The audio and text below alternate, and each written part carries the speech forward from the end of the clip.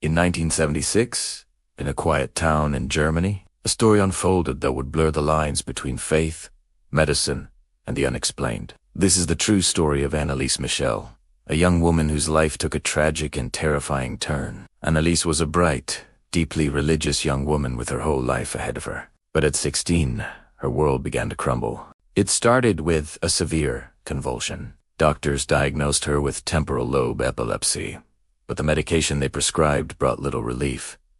In fact, things got worse. Anneliese started experiencing horrifying hallucinations while praying. She heard voices telling her she was damned, and she began to develop an intense aversion to religious objects, like crucifixes and holy water. Convinced that her suffering was not medical but spiritual, Anneliese and her family turned to the church for help. They believed she was possessed by demonic entities.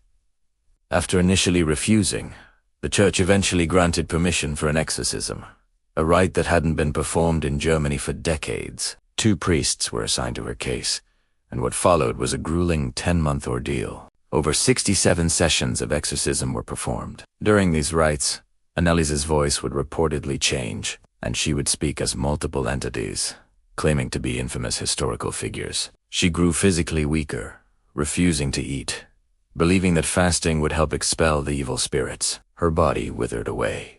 Tragically, on July 1st, 1976, Anneliese Michel died from malnutrition and dehydration. She was only 23 years old and weighed just 68 pounds. The aftermath was a media frenzy and a landmark court case. Anneliese's parents and the 2 priests were charged with negligent homicide. The court faced an impossible question.